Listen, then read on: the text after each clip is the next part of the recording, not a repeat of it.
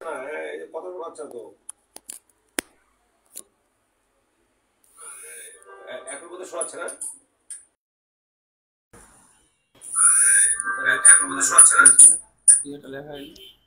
Hello আচ্ছা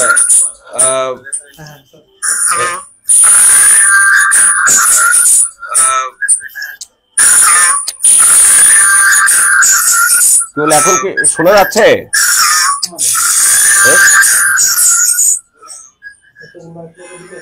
তো হ্যাঁ হ্যাঁ ঠিক আছে, ধন্যবাদ। আসো আমরা আলোচনা শুরু করি।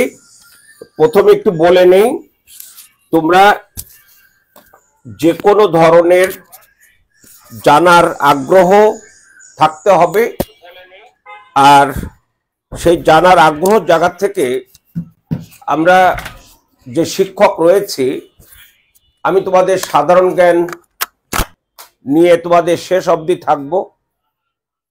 তারপরে বাংলা পড়াবেন তোমাদের মল্লিক স্যার, খুবই ভালো টিচার। তারপরে অঙ্ক করাবেন 17তম নিবন্ধনে যিনি প্রথম হয়েছেন, তহিদুল ইসলাম। তারপরে ইংলিশ হামিদ স্যার। তারপরে দৈনন্দিন বিজ্ঞান এবং প্রযুক্তি, এটা পড়াবে হলো মালেক। তো আগামী 13 তারিখ পর্যন্ত তোমাদের ফ্রি ক্লাস করার সুযোগ দেওয়া হয়েছে। এই পর্যন্ত যারা ভর্তি হবে তারা 1015 টাকা দিয়ে ভর্তি হতে হবে। এরপরে 2000 টাকা দিতে হবে যদি 13 তারিখের পর কেউ হতে চাও। তো কাজেই বিবেচনা রেখো। আগামী 6 তারিখে তোমাদের ইংলিশ ক্লাস হবে। এই রুটিনটা তোমাদের গ্রুপে দেওয়া আছে, 8 তারিখে আমি সাধারণ জ্ঞানের দ্বিতীয় ক্লাসটা নেব। 10 তারিখ এবং 13 তারিখ ইংরেজি ক্লাস নেবে হামিদ। অর্থাৎ এই কয়টা ক্লাস তোমরা করবে, আর তারপরেই এর ভিতরে যত যারা ভর্তি হবে তাদেরকে আমরা গ্রুপে নিয়ে যাব, তখন জুমে ক্লাস হবে। এখন যে সমস্যাটা হবে যে তোমরা আমাকে সরাসরি মানে কথা বলতে পারবে না, সরাসরি দেখতে পাবে, মানে কথা প্রশ্ন করতে পারবে না। আমিও সরাসরি তোমাদের সাথে কথা বলে যে বুঝলে কিনা সেটা কথা শুনতে পাবো না, এটা আমরা চাবো না। 13 তারিখের পর 15 তারিখেই তোমাদের জুমে চলে যাব। তো আজকে আমি সাধারণত প্রশ্ন যে সমস্ত জায়গা থেকে হয় সেই সমস্ত জায়গায় আমরা সিলেকশন করেছি, আর সাথে সাথে তোমাদের যে সিলেবাসটা দেওয়া আছে সেই সিলেবাস মোতাবেক এটা আমি কোর্স প্ল্যানটা সাজিয়েছি। আশা করি তোমরা সবাই আমাদের অ্যাপসটা পেয়েছো। যদি কেউ অ্যাপস পেয়ে না থাকো একটু দয়া করে লিখো যে একটা না পেয়ে থাকো, এবং সে আমাকে আমার এই যে 0195 44229 এই নাম্বারে হোয়াটসঅ্যাপে ফোন দিলেই আমাকে বললেই তোমাকে অ্যাপসটা পাঠিয়ে দেওয়া হবে। তারপরে যেটা হলো তোমার সেই অ্যাপসে তোমাদের দেখবে আমাদের এই প্রাইমারি শিক্ষক নিয়োগ এবং নিবন্ধন, তারপরে হলো তোমার প্রি বিসিএস ফাউন্ডেশন কোর্স, তারপরে হলো 49 বিসিএস প্রিলিমিনারি। এরপরে নবম দশম ক্যাডারের জন্য আমরা একটা প্ল্যাটফর্ম করেছে যার নাম দেওয়া হয়েছে জব মাস্টার ক্লাস, যেখানে একই জায়গা থেকে আমরা সবই পড়াবো, সেভাবে করা হয়েছে। এই সবই সেখানে আছে, যার যার প্রয়োজন সেটা দেখতে পারবে, বা তোমার এক বন্ধুর প্রয়োজন সেটাও দেখতে পাবে। তো আজকে আমরা যে বিষয়টি আলোচনা করব সেটা আমরা ঠিক করেছি হলো 3টা বিষয়। একটু দেখো, তোমাদের ভিডিওতে দিয়েও দেওয়া হয়েছে এবং ব্যানারও দেওয়া হয়েছে। সেই 3টা বিষয় হচ্ছে বাংলার প্রাচীন জনপদ, বাঙালি জাতির উদ্ভব ও বঙ্গ থেকে বাংলাদেশ। তোমরা এটা কি দেখতে পাচ্ছ? বাংলার প্রাচীন জনপদ, বাঙালি জাতির উদ্ভব এবং বঙ্গ থেকে বাংলাদেশ, এই 3টা টপিক নিয়ে আজকে আমরা কথা বলবো। আমি এগুলো নিয়ে আলোচনা করব। আলোচনা শেষে তোমাদের অনেকগুলো প্রশ্ন উত্তর নিয়ে আমরা আলোচনা করব। সেই প্রশ্নগুলো আমি হয়তো একটা করব, তোমাদের আমি লিখতে বলবো যে উত্তরটা সঠিক লিখতে পারো। আশা করি পারবে, খুব কঠিন কিছু নয়। তাহলে এখন আসো প্রথমটা আমরা আলোচনায় আসি, সেটা হচ্ছে জনপদ। আমরা জনপদ এর ডেফিনেশনটা কিভাবে চিন্তা করব, অর্থাৎ জনগণ যেখানে বসতি গড়ে তোলে সেটাই জনপদ। অর্থাৎ যে অঞ্চলে বসবাস শুরু করে সেই অঞ্চলটাকে জনপদ বলে। এখন আমরা জনপদ শব্দটি খুব একটা ব্যবহার করি না, আমরা বলি যে দক্ষিণবঙ্গ বা অমুক জেলা বা উত্তরবঙ্গ, পূর্ব পশ্চিমবঙ্গ, এভাবে কথা বলি। কিন্তু প্রাচীনকালে এরকম কতগুলো নির্দিষ্ট জনগোষ্ঠীর নেতৃত্বে যে বসতি গড়ে উঠেছিল সেটিকে বলা হলো প্রাচীনকালে সেই জায়গাগুলোকে জনপদ। আর এই যে জনপদ নামটা হলো কিভাবে, জনপদের নাম তোমরা জানো যে আমরা এখানে লেখা আছে পুন্ড্র, বঙ্গ, তারপরে সমতট, হরিকেল, চন্দ্রদ্বীপ, এই পাশে গৌড়, তারপরে আমরা ভারতে এখন যেগুলো আছে এগুলো আমরা এখানে ইনক্লুড করিনি। আমরা এখানে যেটা ইনক্লুড করেছি সেটা হলো বাংলাদেশের ভিতরগুলো, কারণ এই জনপদগুলোই পর্যায়ক্রমে একত্রিত হয়ে 71 সালে বাংলাদেশ হয়েছে। আমি সেইগুলো ধারাবাহিকভাবে তোমাদেরকে দেখাবো। তো সেটা হলো এই পুন্ড্র জনপদ বা বঙ্গ জনপদ, এটা গড়ে উঠেছিল দুটি কনসেপশনকে কাজে লাগিয়ে। একটা হলো নৃগোষ্ঠীর নাম অথবা নৃগোষ্ঠীর শাসকের নাম, অর্থাৎ একজন শাসকের নামে জনপদ হয়েছে, আবার একটা নৃগোষ্ঠীর নামেও জনপদ হয়েছে। পুন্ড্র এটা ছিল একটা জাগার নাম, এই জাগার নামে হয়েছে। পুন্ড্রবর্ধন, যেটা এখন মহাস্থানগড় বগুড়ার করতোয়া নদীর পাড়ে, এই পুন্ড্রবর্ধনকে কেন্দ্র করে একটা জনপদ গড়ে উঠেছিল, যে জনপদটা আমাদের উত্তরবঙ্গ। আর বঙ্গ নামে যে জনপদটা, যেটা আমরা এখনো বলি বঙ্গ, সেই বঙ্গ জনপদটা গড়ে উঠেছিল সেটা হলো একটা নৃগোষ্ঠীর নামে, সেটা হচ্ছে বাং নামে একটা নৃগোষ্ঠী। সে বাং নৃগোষ্ঠীর যে জনপদ গড়ে তুলেছিল তার নাম হচ্ছে বঙ্গ জনপদ। এই বঙ্গ জনপদটা হলো তোমার এই যে পশ্চিমে কি বলে ভাগীরথী নদী, পশ্চিম বাংলার ভাগীরথী নদী থেকে একেবারে পূর্বে আমাদের মেঘনা নদীর পার পর্যন্ত এটা, আর বৃহত্তর ময়মনসিংহ যমুনা অববাহিকা, ব্রহ্মপুত্র অববাহিকা, এই অঞ্চলটা নিয়ে প্রাচীনকালে এই বাং নামে নরগোষ্ঠী বসবাস করার মধ্য দিয়ে এই অঞ্চলের নাম হয়েছিল বঙ্গ। এখন এই যে সমতট, সমতট হচ্ছে এক রাজার নাম। সমতট রাজা, তিনি যে জনপদটা গড়ে তুলেছিলেন সেটা হচ্ছিল সমতট। তারপরে হরিকেল, হরিকেল রাজার নামে, আর চন্দ্রদ্বীপ, চন্দ্রদ্বীপ রাজার নামে। তার মানে কোনো কোনো সময় রাজার নামে, কোনো জায়গায় স্থানের নামে, কোনো জায়গায় নৃগোষ্ঠীর নামে জনপদ গড়ে উঠছিল।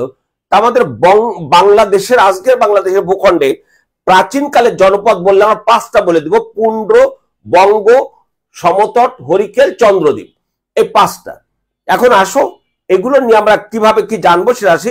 জনপদের সংজ্ঞা, জনপদের সংজ্ঞা তোমরা বলবে হলো ওই যে বললাম যে যেখানে জনগণের বসতি গড়ে ওঠে সেই অঞ্চলটাকে জনপদ বলা হয়।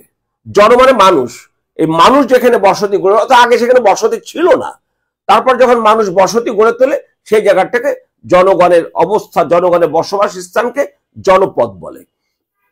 এখন আমাদের এই যে জনপদ, তাহলে পুন্ড্র জনপদ গড়ে উঠেছিল উত্তরবঙ্গ। এখন তুমি বৃহত্তর জেলাগুলো কথা বলো, বৃহত্তর কি বলবে যে বগুড়া, তারপরে রংপুর, দিনাজপুর, তারপরে রাজশাহী, এই অঞ্চলগুলো নিয়ে।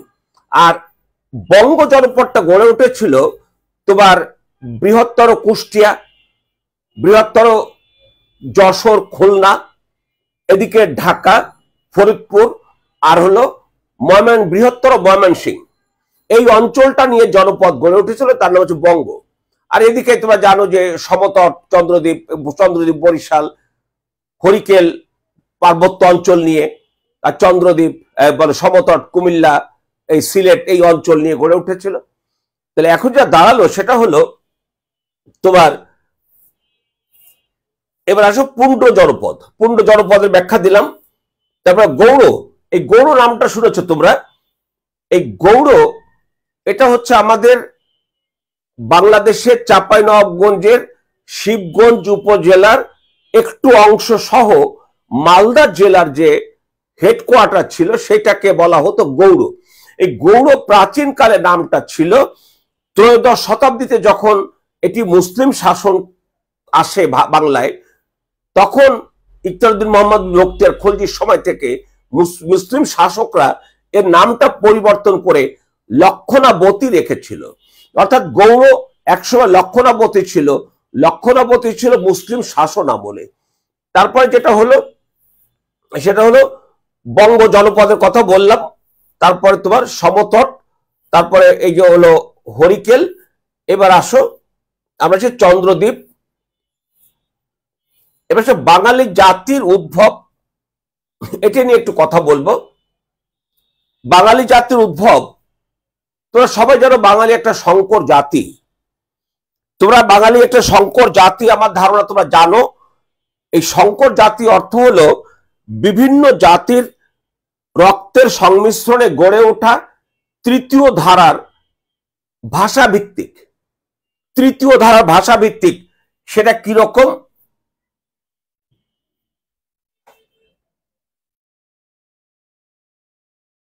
একটু তোমরা দেখো, যেমন আমাদের এখানে এক সময় অস্ট্রিক এসছে। আমাদের এখানে অস্ট্রিকদের, এটা আসছে ৬,০০০ বছর আগে, তার ২,০০০ বছর, এখন তো ৪,০০০ বছরের আগে এসছে মঙ্গোলীয়রা। এটা এসছে আমাদের এই পূর্ব দিক থেকে। আবার ওদিক থেকে যারা এসছে সেটা হচ্ছে দ্রাবিড় এসছে ৬,০০০ বছর আগে। তারপরে এসছে আর্যরা। এখন এরা কে কোথা থেকে আসলো? যেমন অস্ট্রিকরা এসছে হলো অস্ট্রেলিয়া এবং ইন্দোনেশিয়ার এই অঞ্চল থেকে, আমাদের পার্বত্য অঞ্চলে এসছে। তারপরে মঙ্গোলীয়রা এসছে হলো এখন যেটা তোমার লাওস, কম্বোডিয়া, ভিয়েতনাম, এটিরই একসময় নাম ছিল ইন্দোচীন। এটার নাম ছিল ইন্দোচীন। আর তিব্বত অঞ্চল থেকে আগমন ঘটে হলো মঙ্গোলীয়দের। আবার দ্রাবিড়রা এসছিল তোমার ভূমধ্য সাগরীয় অঞ্চল, যেটা ভূমধ্য সাগর তোমরা নিশ্চয়ই শুনেছ। ভূমধ্য সাগর হচ্ছে পৃথিবীর সবচেয়ে বড় সাগর। দ্বিতীয়ত হলো সেটি সবচেয়ে বেশি ভূখণ্ড কাভার করেছে। যেমন ইউরোপ মহাদেশ, এশিয়া মহাদেশ, আফ্রিকা মহাদেশ, তিনটি মহাদেশ তার তীরবর্তী মহাদেশ। এই ভূমধ্য সাগরীয় ইউরোপীয় অঞ্চল থেকে এরা প্রায় খ্রিস্টের জন্মের ৪,০০০ বছর আগে ওরা এসেছিল। আফগানিস্তান এবং পাকিস্তানে একটা গিরিপথ আছে, খাইবার গিরিপথ। সেই গিরিপথ দিয়ে তারা ভারতবর্ষে আগমন করেছিল এবং এরা সম্ভবত ওদের ইউরোপে ওরা অনেকটা আমাদের এই অঞ্চল থেকে এটা ডেভেলপড ছিল, যে কারণে তারা আমাদের এই ভারতবর্ষে হরপ্পা এবং মহেঞ্জোদারোকে কেন্দ্র করে ঘর বাড়ি এবং খাবার রাখার জায়গা, গোলাঘর এবং বৈঠকখানা, যেগুলো আগে আমাদের এখানে ছিল না, এরকম কিছু তারা তৈরি করেছিল, যেটা আমরা বলেছি এনসিয়েন্ট সিভিলাইজেশনের একটা জায়গায় সিন্ধু সভ্যতা। এই সিন্ধু সভ্যতা আমরা কিন্তু পেয়েছি ১৯২২ সালে। ব্রিটিশ এবং ভারতীয় নৃবিজ্ঞানীরা তারা যখন খনন কাজ করে আবিষ্কার করলেন, তখন তারা মনে করলেন যে এটা এত বছর আগে হয়তোবা এখানে গড়ে উঠেছিল একটা জনপদ, যার জনপদের নাম দেওয়া হয়েছিল, সভ্যতা, সিন্ধু সভ্যতা। এই সিন্ধু সভ্যতা জনক দ্রাবিড় নরগোষ্ঠী। এবং দ্রাবিড়রা কোথায় এসছে? ইউরোপীয় অঞ্চল থেকে এসছে বা ভূমধ্য সাগরীয় অঞ্চল থেকে এসছে। তারপরে তারও ২,০০০ বছর পর তোমার ককেশাস পর্বতের নাম শুনেছো তোমরা? এই ককেশাস পর্বত মানে ককেশীয় অঞ্চল যেটা বলে, সেটা ককেশাস পর্বতের পাদদেশে যে ভূখণ্ড, সেখান থেকে তারা এসছে। এবং ওরা যে এসছে এরাও ছিল দ্রাবিড়দের মতোই আরো বেশি উন্নত এবং তারা ধর্ম চর্চা বহুত করেছে। তারা এসছে এই যে বিভিন্ন নৃগোষ্ঠী ভারতবর্ষে এসেছে, আমাদের বাংলায় এসছে, এর পরবর্তী আর অনেক নৃগোষ্ঠী আসছে। ফলে কি হয়েছে, আমাদের স্থানীয় জনগোষ্ঠী তারা তাদের স্বকীয়তা বজায় রাখতে পারেনি, বরং তাদের সংমিশ্রণে কি ঘটেছে, এই অস্ট্রিক এবং মঙ্গোলীয় এই দুটো নরগোষ্ঠীর প্রায় 1000 বছর তাদের যে সংমিশ্রণ হয়েছে, এই 1000 বছরের তোর একটা কথা শুনে থাকবে, 1000 বছরের ঐতিহ্যে গড়ে ওঠা বাঙালি সংস্কৃতি। এই 1000 বছরটা হলো দ্রাবিড়দের এদের অস্ট্রিকদের আগমন 6000 বছর আগে, আর তারও 2000 বছর পর মঙ্গোলীয়দের আগমন। এই অস্ট্রিক আর মঙ্গোলীয় এই নরগোষ্ঠীরা যখন বসবাস শুরু করলো, তখন পাশাপাশি বসবাস করে, তখন একটা বিষয় ছিল, তো যদি খেয়াল করো, সেটা হলো যে মানুষের ভিতরে প্রকৃতিগতভাবে মানুষ একটা প্রাণী, অন্যান্য প্রাণী যেমন তাদের জৈবিক বিষয়টি রয়েছে, মানুষের রয়েছে। তখন মানুষের ভিতরে বিবাহ পদ্ধতি ছিল না, কিন্তু সন্তান উৎপাদন হতো। এই যে প্রক্রিয়াটা, অর্থাৎ মানুষের ভিতরে মানুষের সম্পর্ক আছে, কিন্তু একজন একজনের কথা বোঝে না। যখন কথা বোঝে না, তখনই তারা আবিষ্কার করেছে শব্দ। এই শব্দ আবিষ্কার হতে হতে 1000 বছর লেগেছিল একটা বড় আকারে শব্দ তৈরি হতে। সেই শব্দ নিয়ে যারা আলাদা হয়ে গেল অস্ট্রিক এবং মঙ্গোলীয় নৃগোষ্ঠী থেকে, তারা যে কথাটা বলতো সেটারই পরিচয় হয়ে গেল তার একটা বাং নৃগোষ্ঠী। এই বাং থেকে হয়েছে বাঙালি, আর বাংদের নেতৃত্বে গড়ে ওঠা জনপদ বঙ্গ থেকে হচ্ছে বাংলাদেশ। তাহলে এখন এই যে বাং নরগোষ্ঠী থেকে এটা আসলো, এভাবে তোমার বাঙালি একটা সংকর জাতিতে। এরপর আমাদের এখানে কি বলবো যে আরবীয়রা এসছে, আমাদের এখানে আফগানরা এসছে, আমাদের এখানে তুর্কিরা এসছে, আমাদের এখানে পরবর্তী সময় ইউরোপীয়রা এসছে। তবে এই যে অনেক জাতির আগমন, ফলে তাদের সাথে একটা সংকর আয়ন হয়েছে, রক্তের সংমিশ্রণ হয়েছে, এভাবে বাঙালি একটা সংকর জাতিতে পরিণত হয়েছে। তাহলে এখন আসলে আমরা বুঝলাম যে সে সংকর জাতিটা হলো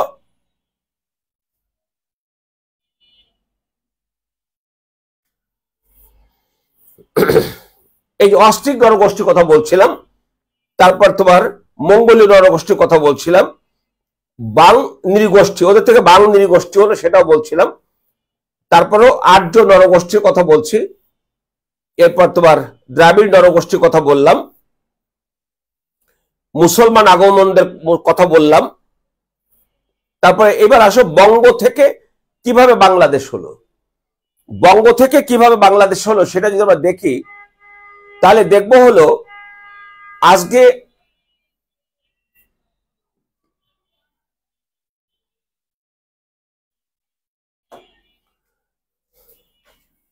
এই যে 5টি জনপদ,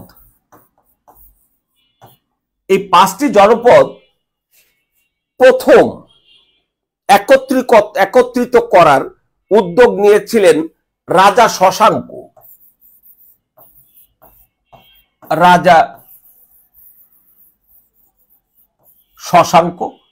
এই রাজা শশাঙ্ক সমগ্র জনপদগুলোকে দুটো ভাগ করেছিলেন, একটা পুন্ড্র আর একটা বঙ্গ। এই যে 7ম শতকে রাজা শশাঙ্ক তার সপ্তম শতকের মাঝামাঝির সময় তিনি দুটো ভাগ করলেন। এরপরে ওইভাবেই ছিল। রাজা শশাঙ্কের পর তোমরা জানো যে মৎস্যন্যায় হয়েছে, তারপরে 750 খ্রিস্টাব্দে পাল শাসনের মধ্য দিয়ে মাৎস্যন্যায়ের অবসান হয়েছে। এই মাৎস্যন্যায় পাল শাসন, আবার পালদের অবসান হয়েছে, সেনরা এসছে। এই সময় অবধি একই রকম ছিল।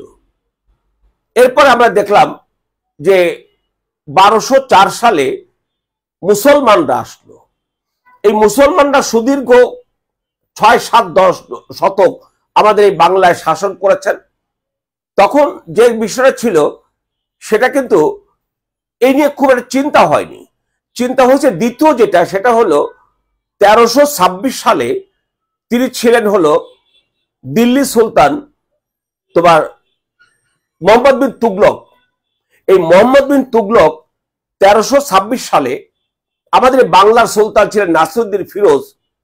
তার 3 পুত্রের মধ্যে যে পুত্র জ্ঞানী ছিলেন, যে ক্ষমতায় যাইতে পারে, বাকি 2 পুত্র ওই মোহাম্মদ বিন তুগলকের সাথে যোগাযোগ করে বলেছেন যে আপনি বাংলা দখল করেন, আমাদের সাথে ক্ষমতা ভাগাভাগি করে নেবেন।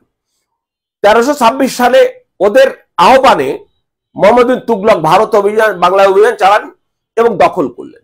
দখল করে তিনি যা করলেন সেটা হলো ওই 2 ভাইকে কোনো ক্ষমতা দেয়নি, তার মনোপুত 3 জন লোক বসিয়েছেন। কোথায় কোথায় উনি 3টা ভাগ করেছেন। একটা হচ্ছে লক্ষণাবতী, মানে যেটা গৌর নাম ছিল, বলছিলাম যে লক্ষণাবতী, এটা এই 1 নাম্বার। 2 নাম্বার তিনি করলেন হলো সোনারগাঁও,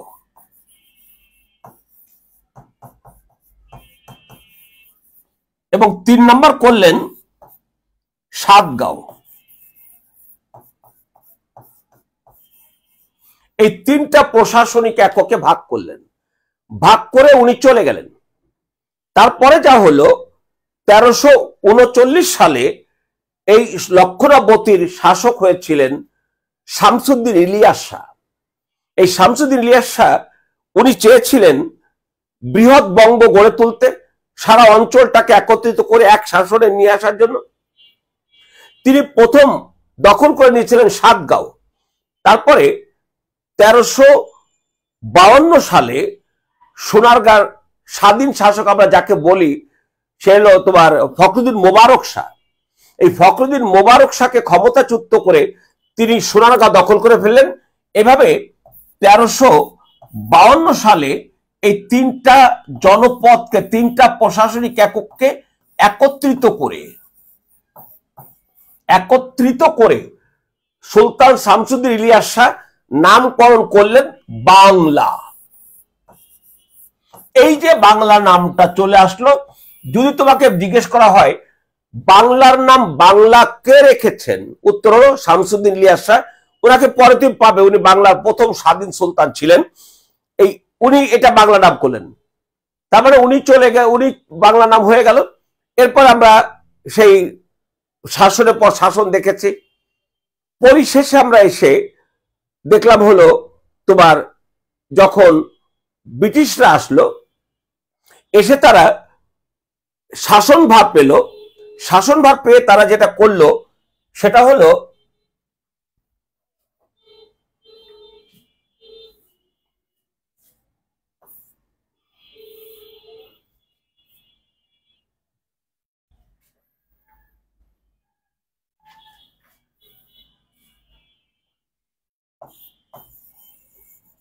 বেঙ্গল প্রেসিডেন্সি।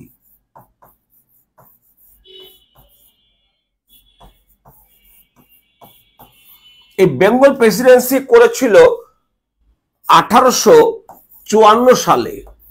সেটা বাংলা, বিহার, উড়িষ্যা, আসাম, এই 4টিকে নিয়ে 1854 সালে ইস্ট ইন্ডিয়া কোম্পানি করলো বেঙ্গল প্রেসিডেন্সি। 1874 সালে এই বেঙ্গল প্রেসিডেন্সি থেকে আসামকে বাদ দেওয়া হলো। আসামকে আলাদা করে দিল।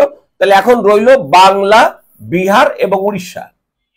এরপর আমরা কি দেখব, 1905 সালে করা হলো বঙ্গভঙ্গ। এই বঙ্গভঙ্গকে বাংলাকে 2টো ভাগ করা হলো। তখন আমাদেরটা পূর্ববঙ্গ, এই পূর্ববঙ্গের সাথে যোগ করা হলো আবার আসামকে।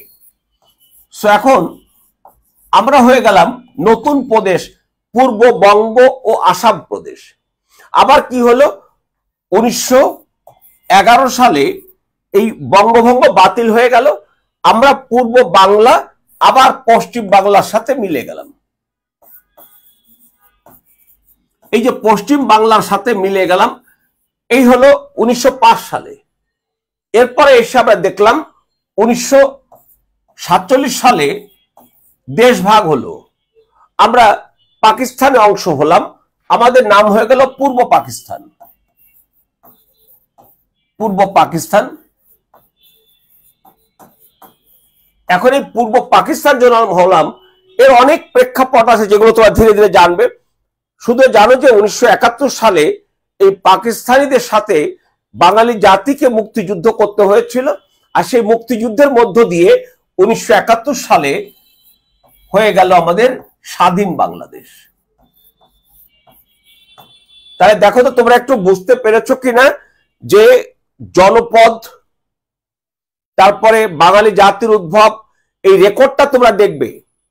এই রেকর্ডটা তোমরা ওই যে তোমাদের অ্যাপসে যেটা ওয়েবসাইট আছে সেখানে ক্লিক করলেই ওয়েবসাইটে দেখতে পাবে, অথবা ফিউচার ফিট একাডেমি লিখে আমাদের পেজে গেলেই, ওয়েবসাইটে গেলেই তুমি এটা দেখতে পাবে। এই রেকর্ডটা বারবার শুনো, দুই একবার শুনো, তাহলে দেখবো যে অটো তোমার মনে থাকবে। আমি ক্লাসের শেষে তোমাদের পিডিএফটা দিয়ে দেবো, ক্লাসের শেষে পিডিএফটা পেয়ে যাবে, তারপর পিডিএফটা পড়ো। তাহলে তোমরা যদি এই মুহূর্তে কোনো কিছু কেউ জিজ্ঞেস করতে চাও, আমি একটুবার প্রশ্নে যাব, যদি তোমরা কেউ কিছু জিজ্ঞেস করতে চাও আমাকে করতে পারো।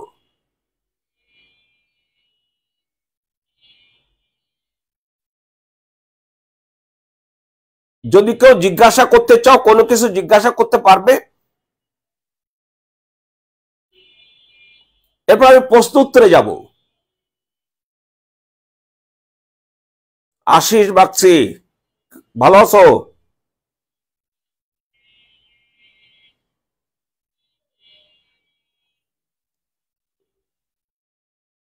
আফিফুল ইসলাম, ধন্যবাদ।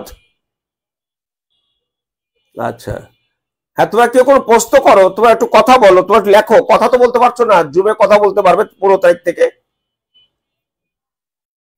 আমি আবারও বলে দিই, 15 তারিখের তোমাদের জুমে ক্লাস শুরু হয়ে যাবে, 13 তারিখের মধ্যে তোমাদের ভর্তি হতে হবে।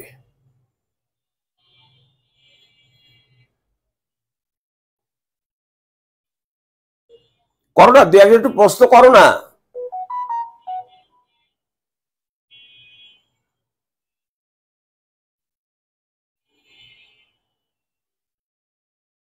দেখি না, কেউ কোনো প্রশ্ন করো না কেন?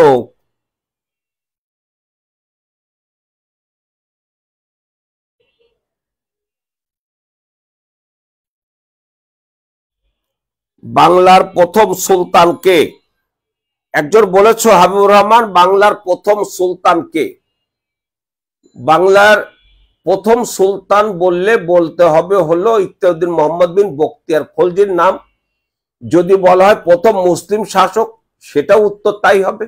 যদি বলে বাংলার প্রথম স্বাধীন মুসলিম শাসক কে ছিলেন, স্বাধীন সুলতান কে ছিলেন, তখন হয়ে যাবে শামসুদ্দিন ইলিয়াস শাহ। স্বাধীন বললে শামসুদ্দিন ইলিয়াস শাহ, প্রথম বললে প্রথম স্বাধীন, আর প্রথম সুলতান হচ্ছে ইত্তেউদ্দিন বখতিয়ার খলজি, বা প্রথম মুসলিম শাসক, বাংলার প্রথম মুসলিম শাসক, সেটা বললো বখতিয়ার, ইত্তেউদ্দিন মোহাম্মদ বখতিয়ার খলজি। উনি জাতিতে ছিলেন তুর্কি। আর কেউ কিছু বলো, খালি এখান থেকে বলতে হবে, নট নেসেসারি, তোমরা যে কোনো জায়গার থেকে বলতে পারো, যে কোনো কিছু জানতে চাইতে পারো।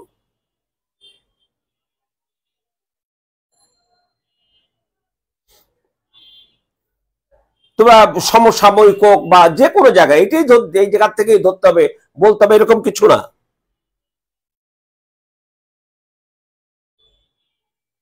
দেখি আর কিছুক্ষণ তোমরা কেউ জিজ্ঞেস করো কিনা।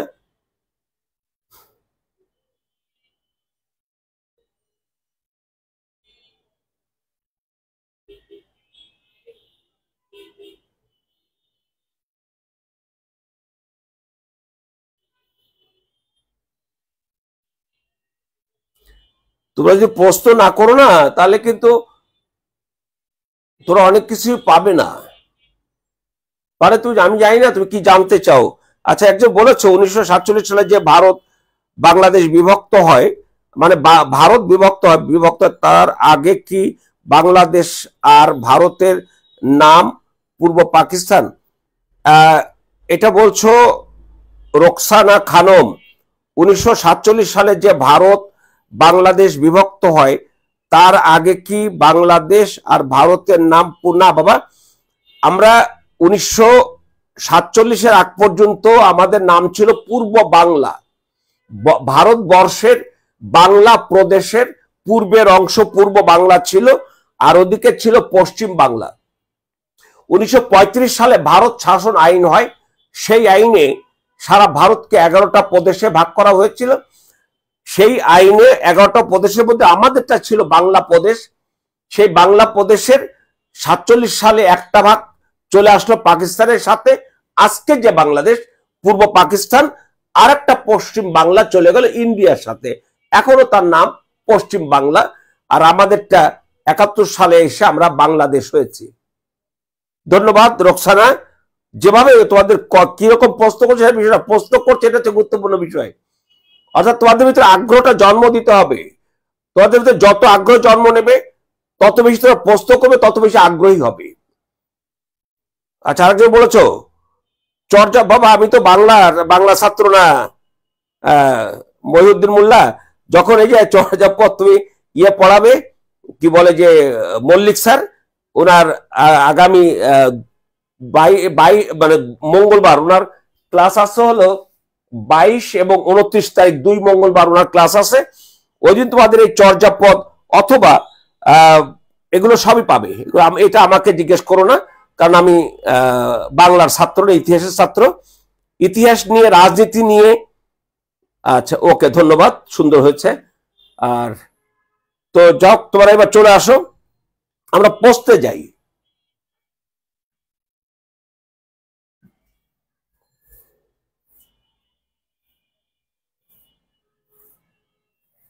এই যে তাহলে এই যে আমি বলছিলাম যে আমরা রাজা শশাঙ্ক, তারপরে সুলতান মোহাম্মদ বিন তুগলক, তারপর তৃতীয় হচ্ছে বাংলা নামকরণ, চতুর্থ বেঙ্গল প্রেসিডেন্সি, এগুলো সব তোমাদের পিডিএফ এ সবিস্তর লেখা আছে। আমি তো এখানে ছোট ছোট করে দেখাইছি, বাট পিডিএফ এ তোমাদের বিস্তারিত সব দেওয়া আছে। একটু পরেই পিডিএফটা পেয়ে যাবে, পেয়ে গেলে খুলে দেখে নিও। তারপরে আসামকে বাদ দেওয়া হলো, তারপরে আবার বঙ্গভঙ্গ এটা হলো, তারপর পূর্ব পাকিস্তান হলো, তারপরে আমরা 8ম স্বাধীন বাংলাদেশ 1971 সাল। এবার আসো পোস্টে যাই। আচ্ছা, পোস্টটা কই গেল? এখানে পোস্টটা দেওয়া হয়নি।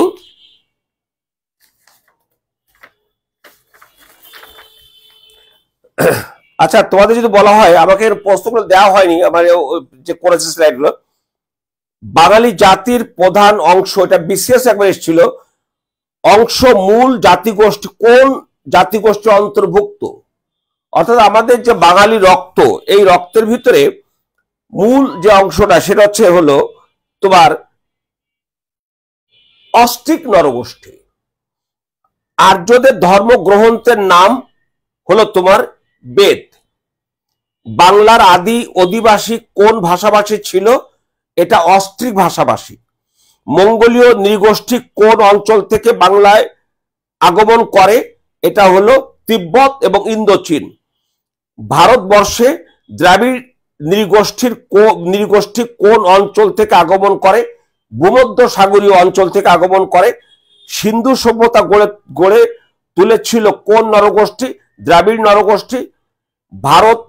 আর্য ভারতবর্ষে আগমন করেছিল কোন অঞ্চল থেকে? ককেশাস অঞ্চল থেকে।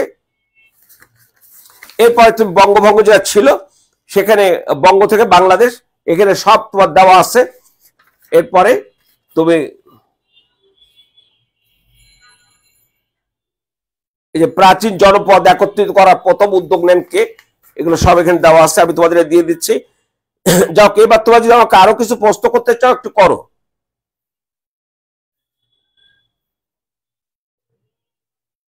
এবার তোমরা যে কোনো প্রশ্ন করো, যে কোনো বিষয় নিয়ে আমার সাথে কথা বলো, আমরা বেশ খানিক সময় নিয়ে কথা বলবো, কারণ আমাকে প্রশ্নগুলো স্লাইড দেয়নি, তোমাদের এখানে আছে।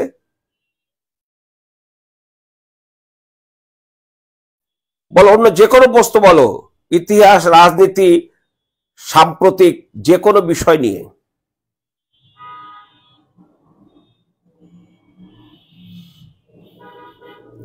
স্যার, এখানে প্রশ্ন অ্যাড করলে ভালো হতো। হ্যাঁ, পোস্ত আমি বললাম তো, সরি যে ওই কালকে যখন করা হয়েছে আমি ওকে দেখাই গেছি যে এইগুলো সব যাবে স্লাইড, পিডিএফ, আর স্লাইডে যাবে এইগুলো। তার ভিতরে প্রস্তুত বলা ছিল, বাট সে করেনি। আমি এখন দেখতেছি করেনি। আমি তো মনে করছি এখন প্রশ্নগুলো যাব। এই যে তোমার প্রতিটা ভাগে ভাগে আছে, বাংলাদেশের বৃহত্তর ঢাকা জেলা প্রাচীনকালে কোন জনপদে ছিল, এগুলো সব এখানে আসছে প্রশ্ন। তুমি একটু দেখে নিও। আর এরপর আর এই ভুলটা যেন না হয় আমি সেই ব্যবস্থা করব, যে অবশ্যই যে প্রশ্নগুলো থাকবে সেগুলো যদি আমি একটা একটা করে অ্যান্সার তোমাদের সাথে কথা বলতে পারি, সেটা যাতে হয়। আমি সরি, দুঃখিত। লেমন, তুমি ভালো বলেছো, আগামীতে এগুলো সমস্যা হবে না আর। আচ্ছা স্যার, আমরা ক্লাসের সাথে সাথে কোন বইটা পড়বো? আমি তোদেরকে বলছি, শোনো, আমি যতটুক দিলাম এখান থেকে আর কোনো পড়ার দরকার হবে না। কারণটা হলো এগুলো কিন্তু তোমাদের খুব বেশি গবেষণার প্রয়োজন হবে না। যেমন বাংলাদেশের অর্থনীতি যখন পড়াবো, তখন যদি আমরা জিডিপি নিয়ে কথা বলি, তখন যদি মূল্যস্ফীতি নিয়ে কথা বলি, বাংলাদেশের কৃষি নিয়ে কথা বলি, তা নিয়ে কিন্তু অনেক আলোচনা করা যাবে, যেখানে বেশি বেশি জানার সুযোগ আছে। এখানে এর চেয়ে বেশি আর জানার দরকার নেই। তোমরা এইটুক পড়লেই আমার ধারণা এখান থেকে প্রশ্ন আসলে এখান থেকে আসবে।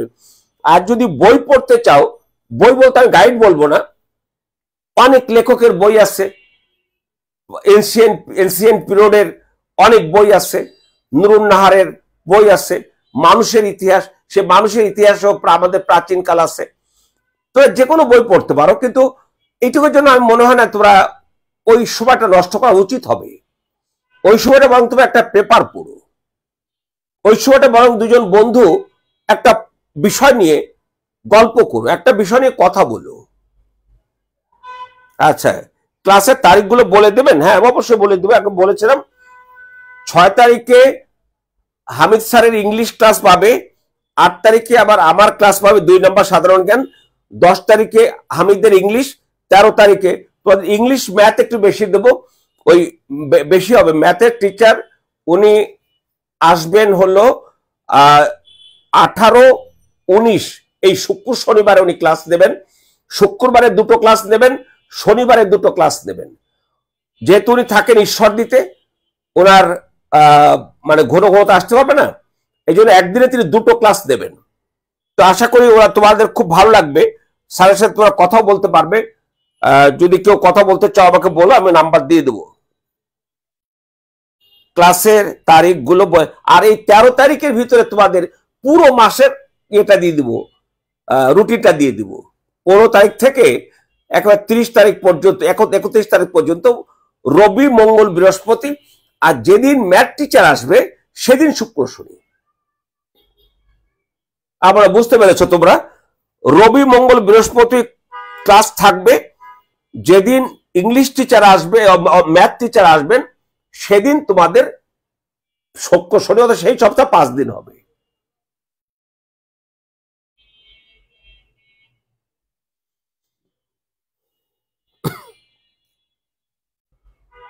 বলো, আর একটু বলো।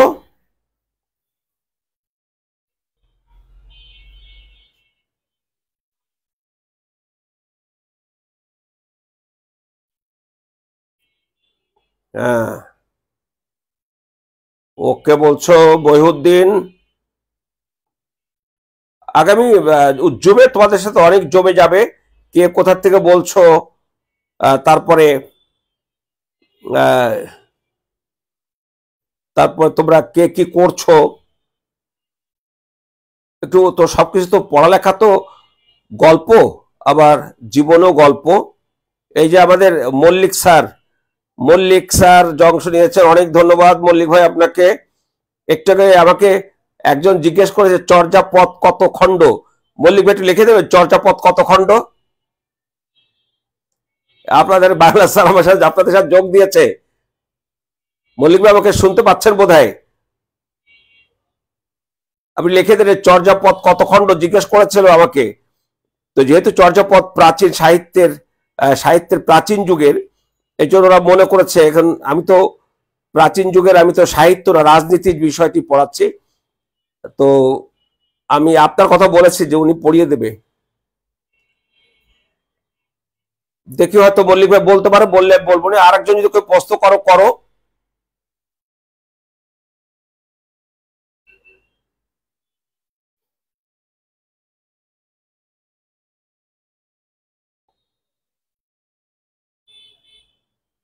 এরপরে না যখনই আসবে কিছু না কিছু জানতে চাইবে, স্যাররা জানাবে।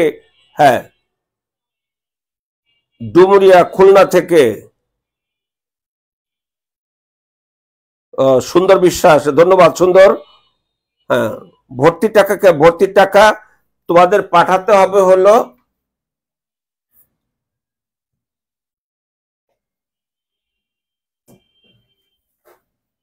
এই যে 01954444229, এটা হলো পেমেন্ট। পেমেন্ট করতে হবে। আমাদের গেটওয়ে আছে, গেটওয়েটা তোমাদের জন্য যদি সমস্যা হয় তাহলে পেমেন্ট অপশনে গিয়ে 1015 টাকা পাঠিয়ে দিলেই হয়ে যাবে। আর তার আগে একটু ফোন করে একটু বলে নেবে যে আমি স্যার টাকাটা পাঠাচ্ছি, তখন যাতে আমরা জানি যে হ্যাঁ তোমার টাকাটা আসতেছে।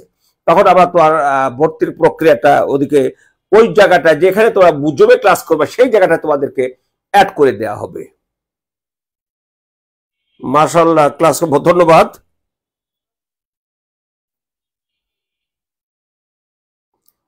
বঙ্গদর্শন পত্রিকা কোন সালে প্রকাশিত হয়? ফয়সাল আমাকে জিজ্ঞেস করেছে বঙ্গদর্শন পত্রিকা। আচ্ছা, এই বঙ্গদর্শন পত্রিকা এটা ঠিক মানে আমি সরি বলছি যে সালটা আমার মনে নাই। আমার বইতে লেখা আছে, আমার যে বইটা সেখানে লেখা আছে যে বাংলার প্রাচীন এবং প্রথম যা ঘটেছে সে লেখা আছে। তো ফয়সাল, আমি তোমাকে গ্রুপে তোমার রাতেই আমি তোমার উত্তরটা দিয়ে দেবো গ্রুপে, একটু দেখে নিও। আমি এই মুহূর্তে বলতে পারছি না। শামসুদ্দিন ইলিয়াস শাহ কি হোসেন শাহী বংশের শাসক? হ্যাঁ, ভালো বলেছো রোকসানা খানম। শামসুদ্দিন ইলিয়াস শাহ উনি হোসেন শাহী বংশের প্রতিষ্ঠাতা। ওনার পর ওনার ছেলে আসে, ছেলের পর ওনার নাতি যিনি হোসেন শাহী বংশের শ্রেষ্ঠ শাসক ছিলেন তোমার গিয়াসউদ্দিন আজম শাহ, ওনার নাতি। আর উনি প্রথম হোসেন শাহী বংশের শাসক ছিলেন। তারপর আসবে শাহী বংশ, এরপরে আসবে হলো হাফসি বংশ, হাফসি বংশের পর আসবে হোসেন শাহী বংশ, আলাউদ্দিন হোসেন শাহ প্রতিষ্ঠিত। আর হাফসিরা হলো সোমালিয়া থেকে আগত একটা জাতি যারা কৃতদাস ছিল বাংলার সুলতানের।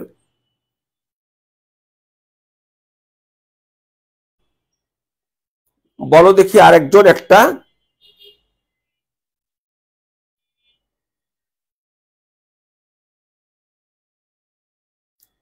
মল্লিক ভাই তো লিখলো না।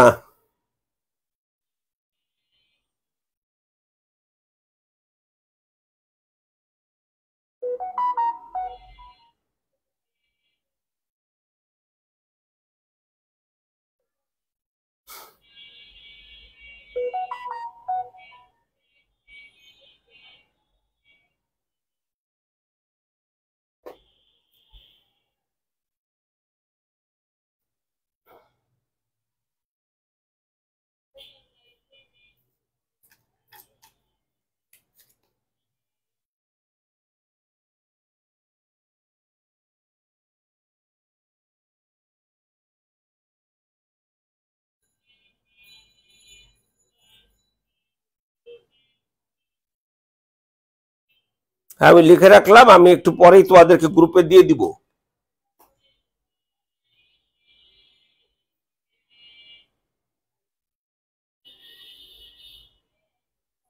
স্যার ইতিহাস থেকে কয়টা প্রশ্ন আসবে?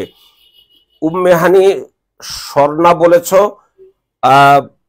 আসলে আমরা তো এটা বলতে পারবো না। তোমাদের হয়তো 20টার মতো প্রশ্ন থাকবে। তো সেই 20টার প্রশ্নে তোমার প্রাচীন যুগ থেকে একটা দুটো প্রশ্ন আসতে পারে, কখনো বেশি হতে পারে। আচ্ছা, তারপরে যে দেখবে যে একটা কন্টেম্পোরারি মানে সমসাময়িক ইস্যুর উপরে আমার ধারণা বেশি প্রশ্ন হবে, যেটা আমরা শেষের দিকে যে আলোচনা করব সমসাময়িক বিষয় নিয়ে। তারপর তোমার পাকিস্তান আমলের উপরে প্রশ্ন হতে পারে। তবে একটা বিষয় যে আমাদের দুর্ভাগ্য যে আমরা ইতিহাসকে রাষ্ট্র প্রশাসনের সাথে কন্টিনিউসলি জড়িয়ে ফেলি, যেটা তোমাদের জন্য খুব দুঃখজনক। যে ইতিহাস যা যা হয়েছে তা সত্যনিষ্ঠ জানার সুযোগ ইতিহাসে থাকতে হবে। যেমন 47 BCS এ প্রিলিমিনারিতে সিলেবাসে পিএসসি 47 সাল থেকে শুরু করে 71 সাল পর্যন্ত 6 দফা বাদ দিয়ে দেওয়া হয়েছে, 70 নির্বাচন বাদ দিয়ে দেওয়া হয়েছে, 7 মার্চের ভাষণ বাদ দিয়ে দেওয়া হয়েছে, মার্চ মাসে 71 সালে যে অসহযোগ আন্দোলন হয়েছিল শেখ মুজিবের নেতৃত্বে, বঙ্গবন্ধুর নেতৃত্বে, সেটা বাদ দিয়ে দিয়েছে। এটা বাদ দিয়ে কি লাভটা হয়েছে? কারণ যারা এগুলো জানে তারা আরো জানবে, এগুলো জানা থেকে কেউ বিরত থাকবে না। কিন্তু উচিত ছিল রাখা, সেক্ষেত্রে প্রশ্ন না করা, কারণ এটা এমন হয়ে গেছে যে বেখাপ্পা হয়ে গেছে। এখন আমার কাছে মনে হয় আমার দাদা ছাড়া আমার বাপ ছাড়া আমি, এরকম মনে হচ্ছে আমার কাছে, যে ধারাবাহিকতা যদি না থাকে তাহলে তোমাদের জানতে অসুবিধা হয়ে যাবে। তো যাক, যেটা বলছিলাম, ওই জায়গা থেকে আর প্রশ্ন হবে না। যতদিন এই পলিটিক্যাল সিস্টেমটা থাকবে, যতদিন আমাদের মুক্তিযুদ্ধ সারা জাতির এটা ভাবতে আমরা ব্যর্থ হব, ততদিন পর্যন্ত আমাদের মহানায়ক, আমাদের মহান আমাদের বীর মুক্তিযোদ্ধা, বীরাঙ্গনাদেরকে নিয়ে আমাদের বিতর্ক করতেই থাকবো আমরা। এগুলো বিতর্কের বিষয় না, এগুলো সেটেলড বিষয়। বিতর্কের বিষয় হলো রাজনৈতিক কর্মসূচি, দুর্নীতি, টাকা পাচার, মূল্যস্ফীতি। আলোচনা বিতর্কের বিষয়টা হলো ব্যাংকের টাকা লুটপাট, ব্যাংক ঋণ খিলাফি। আলোচনার বিষয়টা হলো পররাষ্ট্রনীতি। আলোচনার বিষয়টা হলো রাশিয়া ইউক্রেন যুদ্ধ। আলোচনার বিষয়টা হলো আজকে প্রায় 3টা বছর হতে যাচ্ছে ইসরায়েল ফিলিস্তিন যুদ্ধ। গত 12টা দিন দেখলাম যুদ্ধ হলো ইসরায়েল ইরান। এইগুলো নিয়ে আমরা বিতর্ক করব। এগুলো নিয়ে যত বিতর্ক করবে তত তুমি শিখতে পারবে, জানতে পারবে। 71 পর্যন্ত 16 তারিখ পর্যন্ত যা যা ঘটেছে, এর একটা দাড়ি কমা, সেমিকোলন, পরিবর্তন, সংযোজন, বিয়োজন করার ক্ষমতা ইতিহাস আমাকে তোমাকে কাউকে দেয়নি। কিন্তু আমরা বাংলাদেশে দেখেছি, শুরু থেকে এই পর্যন্ত দেখেছি, কাউকে বাদ দেওয়া যাবে না, যে ইতিহাসকে তাদের পক্ষে যতটুকু যায় তার বেশি তারা বলে না। এটা খুব অপ্রিয়। তো যাক, ধন্যবাদ। আচ্ছা, তারপর হচ্ছে হাবিবুর রহমান, বাংলার স্বাধীনতা ঘোষণাকারী কে? এই যে কেউ বলে শেখ মুজিব, কেউ বলে জিয়াউর রহমান। তুমি একটা কথা শুনে রাখবে, সেটা হলো পৃথিবীর ইতিহাসে আমেরিকার স্বাধীনতার ঘোষণা থেকে শুরু করে এই পর্যন্ত প্রায় 132টার মতো স্বাধীনতার ঘোষণা ঘোষিত হয়েছে। কিন্তু স্বাধীনতার ঘোষণা ঘোষিত হয়েছে বিধায় স্বাধীন হয়েছে এরকমটি না। এটা তার আগে 1320 সালে প্রথম, তোমরা কি জানো 1320 সালে প্রথম স্বাধীনতা ঘোষণা করেছিল স্কটল্যান্ড? কিন্তু তারা এখনো কিন্তু স্বাধীন হয়নি। তারা কিন্তু ব্রিটিশের একটা রাজ্য হিসাবে রয়েছে স্কটল্যান্ড। আমি আবার বলছি, 1320 সালের এপ্রিল মাসে প্রথম ব্রিটিশের কাছ থেকে স্বাধীনতা চেয়ে স্বাধীনতার ঘোষণা দিয়েছিল স্কটল্যান্ড। এরপর থেকে আমরা দেখেছি 1776 সালে আমেরিকার স্বাধীনতা ঘোষণাপত্র যিনি পাঠ করেছিলেন টমাস জেফারসন। এরপর থেকে এই অবধি পৃথিবীর ইতিহাসে যত স্বাধীনতার ঘোষণা আছে, সকল স্বাধীনতার ঘোষণা ঘোষিত হয়েছে জনপ্রতিনিধির মাধ্যমে। জনপ্রতিনিধি ব্যতি রেখে পৃথিবীর ইতিহাসে একটা স্বীকৃতির উদাহরণ নেই, একটা স্বাধীনতার ঘোষণার উদাহরণ নেই। এখন স্বাধীনতা ঘোষণা, যেমন আমি তোমাদের কার নাম বলবো সেটা পরে বলবো, সেটা হলো যখন 1971 সালের মার্চ মাসে, তোমরা নিশ্চয়ই সবাই শ্রদ্ধা ভরে স্মরণ করো, আমরা সবাই করি, মৌলানা ভাসানী সাহেবকে। উনি 1970 নির্বাচনে যাননি, উনি 71 সালে 3টা জনসভা, একটা হচ্ছে টাঙ্গাইলের কাকমারিতে, একটা হলো ঢাকার পল্টনে, একটা হলো চট্টগ্রাম পোলো গ্রাউন্ডে, 3টে জনসভায় বলেছিলেন জিয়া ভাসানী সাহেব, উনি মুজিবুর রহমানকে মুজিব বলে, মুজিব তোরে আমি কোথায় তুই করে বলতেন, আর বঙ্গবন্ধু তাকে বলতেন হলো কি বলে গুরু, সরি হুজুর। মানে হুজুর এবং শেখ মুজিবের কেমিস্ট্রি তোরা শুনলে না তোমাদের শুনতে মধুর লাগবে, যে এক আলাদা রাজনীতি। একসময় বঙ্গবন্ধু একসাথে রাজনীতি করেছেন আওয়ামী লীগ, 1957 সালে বাংলা পাকিস্তানের পররাষ্ট্রিক দ্বন্দ্ব নিয়ে মৌলানা ভাসানী বেরিয়ে গিয়েছেন, উনি ন্যাশনাল আর্মি পার্টি করেছেন, চীনপন্থী হয়েছেন, এগুলো সব আমাদের ইতিহাসের অংশ। তো তিনি 3টা জায়গায় বলেছিলেন, শেখ মুজিব তোরে আমি কইতাছি তুই বাংলাদেশের স্বাধীনতা ঘোষণা কর, এদেশের জনগণ তোকে ভোট দিয়ে স্বাধীনতা ঘোষণা এখতিয়ার দিয়েছে, আর তুই স্বাধীনতা ঘোষণা করলে পৃথিবীর অনেক জাতি তোকে সমর্থন করবে। তাহলে মৌলানা ভাসানী যদি কথা বলে থাকে, তার মানে কি মৌলানা ভাসানী কি স্বাধীনতা ঘোষণা দিতে পারতেন? উনি জানেন যে উনি দিতে পারবেন না, কারণ উনি নির্বাচন করেননি, জনগণের ম্যান্ডেট তার প্রতি নাই। তো জনগণের ম্যান্ডেট 71 সালে ছিল কার প্রতি? 70 সালে বলতো হাবিব, 70 সালে নির্বাচনে জনগণ ম্যান্ডেট দিয়েছিল কাকে? কোন দলটাকে? আওয়ামী লীগকে, শেখ মুজিবকে। তাহলে 71 সালে 26 মার্চ 25 মার্চ দিবাগত রাত 0 আওয়ারে যখন অপারেশন সার্চলাইট শুরু হলো, ঠিক তার আধা ঘন্টা পর ওরা টেপকৃত, আমি টেপের মেট্রোরোলা কোম্পানির নাম শুনেছে, মেট্রোরোলা কোম্পানির SBC3 নামের সেটে টেপ করা হয়েছিল, টেপ করেছিল ইপিআর এর ওয়ারলেস এর সুবেদার মেজর শওকত আলী এবং তার সহকারী। সেটা অতি গোপনে যখনই আক্রমণ শুরু হয়েছে, তখনই ওয়ারির বলদা গার্ডেনে, উনি পাশে বাড়িতে ছিলেন, ওখানে ফোন করে জানিয়ে দেওয়া হলো স্বাধীনতা ঘোষণা অন করে দিতে, ওইটা ওপেন করে দিতে। উনি ওপেন করে দিয়ে বলল হ্যাঁ, তখন বঙ্গবন্ধু বলল ওকে বলো ওটার জন্য বলদা গার্ডেনের পুকুরের মধ্যে ফেলে দিয়ে ও চলে যায়।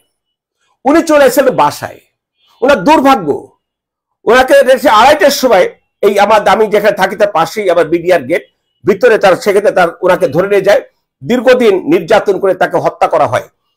তো যাক, এটা ছিল হলো। এখন আমি কোনো বলছি না, এবার খেয়াল করো যে স্বাধীনতা ঘোষক কে হয়, কে দিয়েছে এটা বলছি না। এবার আসো, আর যেদিন স্বাধীনতার ঘোষণা হয়ে গেল, বঙ্গবন্ধু 25 তারিখের দিবাগত রাত দিলেন, অর্থাৎ 26 প্রথম প্রহরে, এইটা যখন চট্টগ্রামে চলে গেল, চট্টগ্রামে স্বাধীন বাংলা বেতার কেন্দ্র, সেখান থেকে প্রথম বঙ্গবন্ধুর পক্ষে দিয়েছিলেন এম.এ. হান্নান। 27 তারিখে major Ziaur Rahman, I major Zia proclaim the independence of Bangladesh on behalf of our great national leader and supreme commander Sheikh Mujibur Rahman, এই কথা বলে তোমরা সেই মহান এবং বীর উত্তম বীর মুক্তিযোদ্ধা জিয়াউর রহমানকে সেলুট জানাও, এবং স্বাধীনতার ঘোষক জাতির পিতা বঙ্গবন্ধুকে সেলুট জানাও, না হলে আমরা ইমান নষ্ট হয়ে যাবে। তারপর রাজনীতি যে যা করে করো, সে তোমাদের ব্যাপার, যা দেখো রাজনীতি ব্যক্তিগত, ইতিহাস জাতির। আমি একজন মুক্তিযোদ্ধাকে ছোট করতে পারবো না, আমি জাতির পিতা শাসক শেখ মুজিবের সমালোচনা করতে ছাড়বো না, আমি শাসক জিয়াউর রহমানের সমালোচনা করতে ছাড়বো না, কিন্তু মুক্তিযোদ্ধা জিয়াউর রহমানকে সমালোচনা করার সুযোগ নেই, কারণ তারা সফল হয়েছেন, তারা দেশে স্বাধীন করেছেন, তারা যতদিন বাংলাদেশ থাকবে ততদিন তারা শ্রদ্ধার পাত্রই থাকবে। তো যাক, তারপরে বলেছিলে যে বুঝতে পারছো হাবিবুর রহমান, আচ্ছা রোকসানা বলছো 12 ভূঁইয়াদের পরে কি আমাদের শাসন আমল নাকি আগের? 12 ভূঁইয়ারা পতন হলো, বাংলায় মুঘল শাসন চলে আসলো। কারণ জানো যে 1605 সালে সম্রাট আকবর মারা গেলে তার পুত্র আওরঙ্গজেব, সরি শাহজাহান মারা গেলে আওরঙ্গজেব ক্ষমতা আসলেন। উনি 1608 সালে সুবাদার নিযুক্ত করলেন ইসলাম খানকে। উনি 1609 সালে প্রায় 50,000 সৈন্য নিয়ে বুড়িগঙ্গার তীরে নামলেন, যেটা ইসলামপুর এখন জায়গার নাম। তারপরে 1609 সালে সেপ্টেম্বর মাসে আমাদের 12 ভূঁইয়াদের শেষ নেতা সোনারগাঁর জমিদার ইসাখার পুত্র মোসা খাঁর সাথে যুদ্ধ হয়।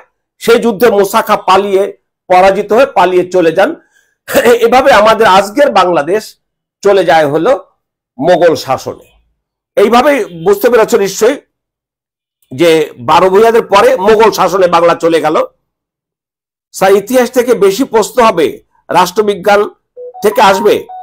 রাষ্ট্রবিজ্ঞান কি? তোমার যে আমাদের এই যে সংবিধান নিয়ে আসলো, যেমন আমাদের সংবিধান সংশোধনের জন্য কমিশন হয়েছে, কমিটি করা হয়েছে আলী রিয়াজের নেতৃত্বে, সেটা কি বলে সেটা হতে পারে। তোমার মূলনীতির পলিটিক্যাল, তোমার বাংলাদেশের অর্থনীতির প্রশ্ন করলো, আমার জিডিপির পরিমাণ কত বিলিয়ন ডলার, এটা পলিটিক্যাল। অর্থনীতি রাজনীতির বাইরে না। অর্থাৎ রাষ্ট্রবিজ্ঞান তো শুধু ইতিহাস, তো ইতিহাস, রাষ্ট্রবিজ্ঞান ইতিহাস থেকে শুরু করে, যেমন আধুনিক রাষ্ট্র, আজকে আধুনিক রাষ্ট্র গোড়াপত্তন হলো কখন কিভাবে, এটা আমি তোদের ক্লাসে শেখাবো। তা নিশ্চয় বুঝতে পেরেছ যে বলছিলে ইতিহাস থেকে বেশি প্রশ্ন হবে, রাষ্ট্রবিজ্ঞান থেকে আসবে। বাংলাদেশের উপরে রাষ্ট্র যদি আজকে হিসেবে করে প্রশ্ন আসে, তোমাকে জেনেভা কনভেনশনের নাম শুনেছো? জেনেভা কনভেনশন,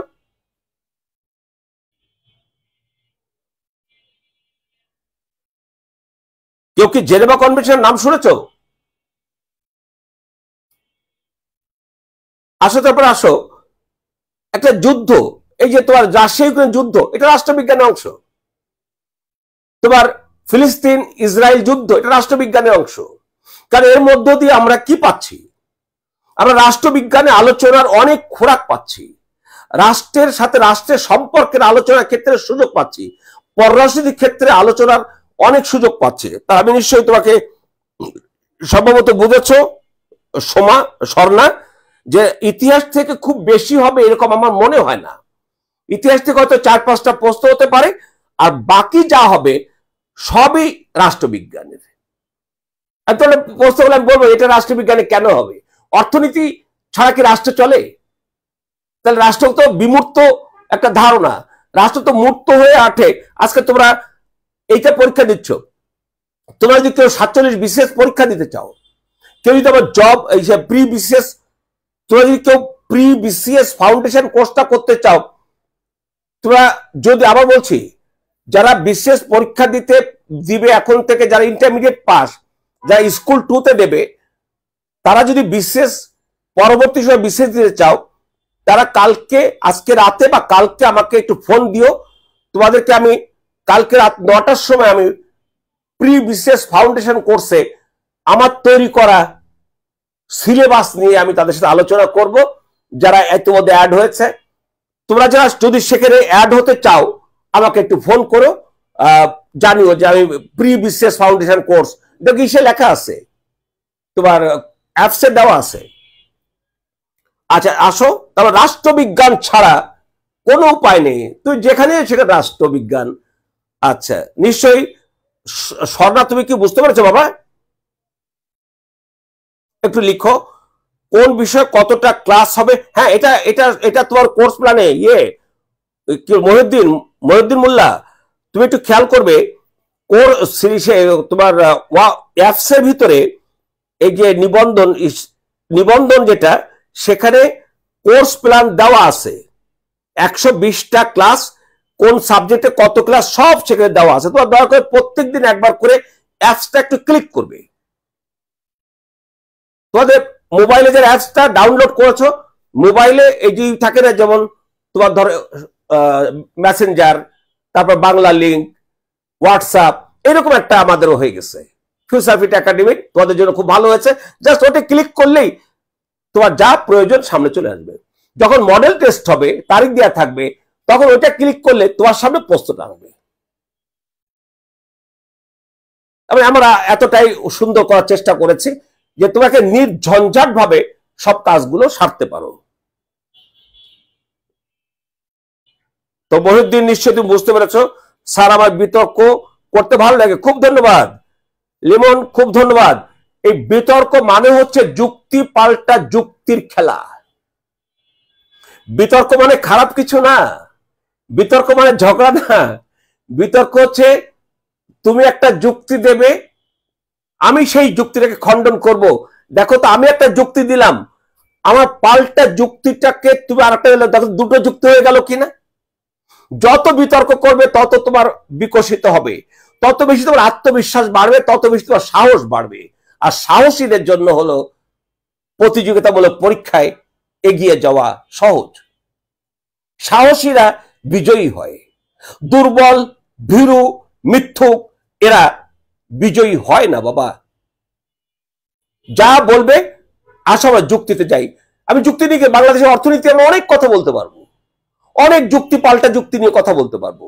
আমরা বাংলাদেশের রাজনীতি নিয়ে পাল্টা যুক্তি নিয়ে আমরা আওয়ামী লীগের আমলের তর্ক বিতর্ক করতে পারবো, আমরা এই সরকার আমলে যা যা ঘটছে সেগুলো নিয়ে আমরা তর্ক বিতর্ক করতে পারবো যুক্তি দিয়ে। এবং তথ্য, যুক্তির সাথে তথ্য থাকতে হবে, তথ্য না থাকলে তুমি যুক্তি দিতে পারবে না।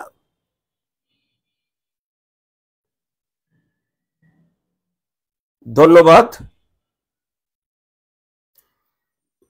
তাহলে আশা করি তোমরা যদি মনে করো যে সাধারণ জ্ঞানের বিষয়টি, আমি আজকে এই জুন মাসের 1 তারিখে আমার কত 35 বছর হলো সাধারণ জ্ঞান পড়াবার বয়স। আমি যতটুকু পড়াই তার চেয়ে বহুগুণ পড়ি। তোমরা এরপরে যেদিন একদিন দেখাবো আমি তোমাদের আমার রুমটা, আমার কত বই, আমার কত পেপার কাটিং এর ফাইল, 220টার উপরে পেপার কাটিং এর ফাইল। আমার প্রতিদিন নতুন নতুন পেপার কাটিং ফাইল হয়, তো সেগুলো সব যত্ন করে আবার তৈরি করা আছে এখানে। যদি কেউ জানতে চাও যে স্যার এরকম একটা জিনিস জানতে চাই, আমি বলে দেবো।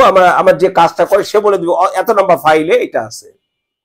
মধ্যপ্রাচ্য নিয়ে অনেকগুলো ফাইল, আমার রাশিয়া ইউক্রেন নিয়ে একাধিক ফাইল, আমার দক্ষিণ এশিয়া নিয়ে বাংলাদেশ ভারতের উপর একটা ফাইল, ভারতের উপর একটা ফাইল, পাকিস্তানের উপর একটা ফাইল, আফগানিস্তানের উপর একটা ফাইল, বাংলাদেশের ইন্দোনেশিয়া কি বলে মালদ্বীপের উপর একটা ফাইল, আলাদা আলাদা, সব আলাদা আলাদা।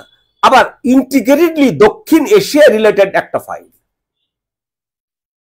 আবার চীনের উপরে একাধিক ফাইল, আমেরিকার উপরে অনেক পড়াবো, অনেক তথ্য জানতে হবে আমেরিকার উপরে।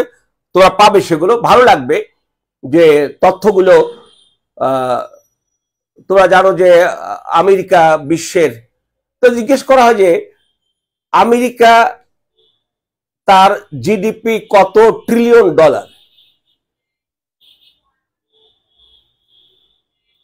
একটু ভেবো। আচ্ছা,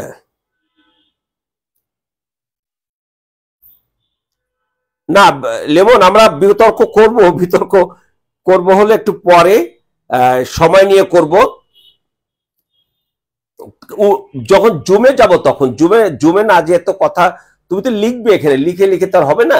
ওটা হয়তো ধরা গেল যে স্বর্ণা একটা কথা বলছে একটা বিষয় নিয়ে, তাকে এবার তুমি ফলোর নিয়ে পাল্টা তোমার পক্ষে তুমি কথা বললে, এভাবে কথা বলতে হবে। আমি এই সুযোগ দেব, তোমরা এই সুযোগ পাবে। এবং কখনো কখনো একটা সেশনই থাকবে, আমরা এই বিষয়গুলো বললাম যে এই বিষয়টার উপরে আমরা আগামী এই দিন আলোচনা করব, বিতর্ক করব। এবার একটা সেশনই থাকবে, হয়তো 1-2 ঘন্টা। সবসময় মনে রাখবে, তোমাদের শেষ করবো একটু পরেই, প্রতিদিন অন্তত একবার করে বলবে আমি জানি না, আমি বুঝি না, আমি জানতে চাই, আমি বুঝতে চাই। দ্বিতীয়ত হলো, দয়া করে আল্লাহর সৃষ্টি কোন মানুষকে ছোট করো না, ঘৃণা করো না। মানুষকে কখনো ঘৃণা করতে হয় না। লিও টলস্টয় বলেছেন, যেখানে ভালোবাসা সেখানে ঈশ্বর থাকেন। ঈশ্বর বা আল্লাহ খোদা সেখানে থাকেন না যেখানে ভালোবাসা থাকে না। আমার জীবনে দুটো শব্দকে আমি ধারণ করি অন্তর দিয়ে। প্রথম হচ্ছে দুটো শব্দের একটা, দুটো বর্ণের একটা শব্দ, সেটা হচ্ছে ক্ষমা। তুমি যখনই ভুল করবে, যদি বলে ভুল হয়েছে আমাকে ক্ষমা করুন, ক্ষমা চাইলে সব 7 খুন মাপ। তুমি যদি 5 বার ক্ষমা চাইতে পারো, পরবর্তী জীবনে আর কখনোই তুমি ক্ষমা চাবে না, কারণ আর ভুল তুমি করবে না। আর 4টি শব্দের আমি গল্পটা বলবো তোমাদের ভালোবাসা নিয়ে, যে ভালোবাসা না থাকলে কি হয়, আল্লাহর প্রতি ভালোবাসা না থাকলে কি হয়, এটা তোমাদেরকে বুঝিয়ে বলবো। তোমাদের যখন জমে কথা বলবো, আমার ধারণা তোমাদের, এখন আর কিছু বলবো না। সেদিন যখন ওই গল্পটা করব, ভালোবাসা নিয়ে তো আমি স্মরণ করে দিও যে স্যার ভালোবাসাটা গল্প করতে চেয়েছিলেন, একটু কবে করবেন বা আজকে করেন, তোমাদের দৃষ্টিভঙ্গি পাল্টে যাবে, পাল্টে যাবে। যদি চাও তাহলে তুমি পাল্টিয়ে দিতে পারবে। তখন তুমি একান্ত নিজের মধ্য থেকে বেরিয়ে আসবে। তো সবাইকে ধন্যবাদ জানাবো। আমি এখনই তোমাদের এটা দিয়ে দিচ্ছি। তাহলে 6 তারিখে ইংলিশ ক্লাস তোমাদের ইসকে দেওয়া আছে, কালকে আবার আমি রুটিনটা আবার দিয়ে দেবো। আর তোমরা প্রতিদিন একবার একটু অ্যাপসটা ওপেন করো। আজকে তো অ্যাপসটা ডাউনলোড করো, যদি না করে থাকো তোমার মোবাইলে দেখবে ফিউচার ফিট লেখা আছে, সুন্দর একটা লোগোটা দেখো, তোমাদের ভালো লাগবে। তো খোদা হাফেজ বলি তোমাদের, সবাই ভালো থেকো, সুন্দর থেকো, আর দুশ্চিন্তা মুক্ত থেকো। চেষ্টা করো, কারণ দুশ্চিন্তা করতে না চাইলে দুশ্চিন্তা হবে না এমন কোনো কথা নেই। চেষ্টা করো, চেষ্টার বিকল্পতা নাই। তো সবার জন্য দোয়া রইল, আমার জন্য তোমরা দোয়া করো। তো ধন্যবাদ সবাইকে।